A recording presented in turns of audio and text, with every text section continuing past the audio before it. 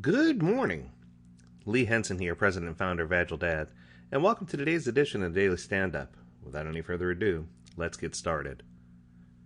One of the topics that I often hear in the workspace is about communication and the lack thereof. It's always a story of product owner is unattentive, executive leadership is asking us to do too much, teams within the organization aren't communicating well with each other, we're unable to talk directly to our stakeholders. In fact, I remember in one organization, I went in and they had some explicit problems with regard to a single product. They had a product that had hundreds and hundreds and hundreds of features. And what they couldn't understand is that the market share was very, very low. And even with all those features, it just felt like people didn't necessarily want to use that product or service. But the product owner had 25 years experience in the industry, but the problem was he hadn't been fully engaged as a representative of that industry at a doer level, at a worker level for a number of years. So to set the stage, we have a large product. We have a product owner with years and years of experience, but they haven't been engaged at the worker level in some time. And they were constantly being challenged. Hey, do you think this would be a great, do you think this would be a good idea or a good feature to add to the product? Do you think this would be something that people would use? Or, what about this? And every time this particular product owner would say, oh, yeah, I could see that. Or, yeah, that's a great idea. So what would happen over time is they built this large heavyweight product. Well, I remember going to a trade show and seeing this product introduced, and I was hoping to talk to people who are underground workers, but what I quickly discovered was that the only people at the trade show were all the leaders and all the managers. And it just drove me crazy. I was like, all the leaders and managers are making all these critical decisions about a product or service, and these are the people who are buying the product or service, but they're not the people who are using the product or service. And when the people who use the product or service are reporting negative things back to the people who buy the product or service, these people are all attending this trade show or conference to try to find the new product or service that they're going to use to replace the one that nobody's using.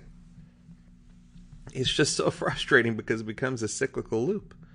So one of the things that I planned and I discovered was that with all the leadership there, it was going to be easy for me to go back into the workplace and to have those developers and have those people who built the product or service to go on the front line and observe the people who actually used it. So against the better wishes of the company or against the wishes of the company at all, which I don't recommend, I sent this team out to go on the front line and to watch and to witness how the people used this product. And what they quickly discovered is out of the 400 plus features that this product had, that the teams were only using, or the individuals who were using the product were only using 5 of the features, 5 to 6 in most cases. I thought it might be a fluke, so we expanded the people that we went and watched, and we absolutely discovered that the total number of features being used ranged somewhere in 8 to 10. And that was frustrating, to think that these team members spent all that time building these features and additions to the product and integrations, only to discover that after all their hard work, only 8 to 10 of the features that they built were being used in application. It was frustrating at best. So we ended up telling the team members, okay, here's what we're going to do. We're going to introduce a scaled back version of the product called the light version, and we're going to see if that has a little more market traction. And what we quickly discovered was the product owner got really frustrated because they thought that we're trying to cannibalize the product and take it away and have it leave the marketplace. But this product with only 3 to 4% market penetration quickly became a product with 75% market penetration when we introduced the lightweight model. Now people might be asking, how did it happen so quickly? The number one comment that we got, or piece of feedback, was that it's so easy to use. Everything that we use is right here on one screen. We absolutely love it. And I think that sometimes instead of trying to focus on simplifying and making everything on one screen and making it something that everyone loves to use and something that's easy to use, we spend all of our time focusing on what can we do to make it bigger, better, faster, stronger. We focus on trying to build these large behemoth systems with hundreds and thousands of features. In other words, instead of trying to build a simple tool that everyone will use, we try to build a large, complex system that will be embraced and have something for everyone. So I guess the message that I'm trying to send here is, or the question I should assume, Is it better to have something smaller or multiple smaller things that are everything to the people that are using it, everything that they want and need? Or is it better to have one large unit that's something to everyone, but not all inclusive? I know what you're thinking. You must be following me, looking over my shoulder, because this is something that happens in every single organization that we go to. This lack of communication, this lack of understanding between the people who are building the product, the people who are using the product, and the people who are governing the building of the product. It's just amazing to me. And I think that this all traces back to one common thread. The common thread that it traces back to is how products or services are funded and how how we go through the discovery phase. So the truth is, in successful organizations that are implementing Agile, they go through 4 phases of delivery, which those 4 phases, each of the 4 phases is tied to a round of funding. So the first round of funding comes with ideation. This is where anyone on the team can say, hey, I have a good idea and I want to vet it out. A small amount of money should be set aside to allow team members to vet out new ideas so that we can continue to have resilience and creativity. We want to make sure that each team member feels like what they're contributing has great value and that people are excited about the upcoming features that could be part of the product or service or could spin off into a small product that's an addendum that more people could use and love. The second phase has to do with creating the MVP, the minimum viable product. It's just a prototype, a proof of concept. It's a quick and dirty. It's let's show that this makes sense. So let's take this idea and let's build out something that shows, hey, this really will make a difference, and it is something that's viable, and it does make sense, and it's something that people can touch and feel and understand and get their head around.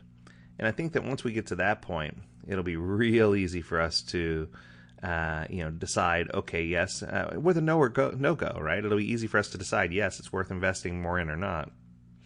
The big advantage of those 2 phases that we just talked about is that they're very inexpensive. Neither one of those phases are costly. It's something that we do need to invest in, ideation and in the discovery phase, so we can discover who our target consumers are, what are they trying to do. We could do a user journey map or a user story map to try to figure out how they're going to implement or use our product or service. The third most expensive phase is usually right where we jump in, and that's build out, where we're trying to build out all the features, right? And that is the most expensive phase, but yet we spend so much time there because we want to make sure we nail the exact right features, only to discover that oftentimes we overbuild, like in the story I told you before, or we underbuild, or we don't build the right thing, or we don't have the right level of consumer satisfaction. It just becomes a frustrating whirlwind of mess. And then finally, you have the delivery phase. How are we going to release this to our consumer? How is it going to hit the market? What funds are we allocating or setting aside to make sure that we get a clean, smooth delivery? And then do we have funds set aside to or allocated for any kind of enhancements or any kind of adjustments that need to be made to the product or service? I find that when organizations break their projects down into these 4 phases, whether they're small or large, it just makes the projects run a lot smoother. And I know what many of you are thinking, well, how does that tie to Agile? Well, indeed it does. It ties to identifying key personas. It ties to creating a clear vision and strategy. It ties to user journey mapping and to user story mapping. The pieces that we often forget to help us before we get to that build-out phase to make sure that we don't end up with a product that's super bloated, with a service that no one will use, or with a multi-million-dollar project that we discover is 96% unusable. And I can tell you, being on the front lines, I've seen that happen more times than I care to say. I feel like following these practices would help make executives and leaders happy because they would have their head better around what's being used, how it's being used, and where we're going with it.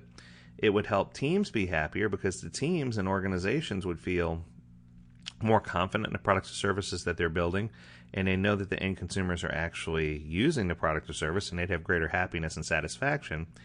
And I think that it would help us through discovery to know when to phase things out or when to phase in new features and how we're going to handle certain situations that occur.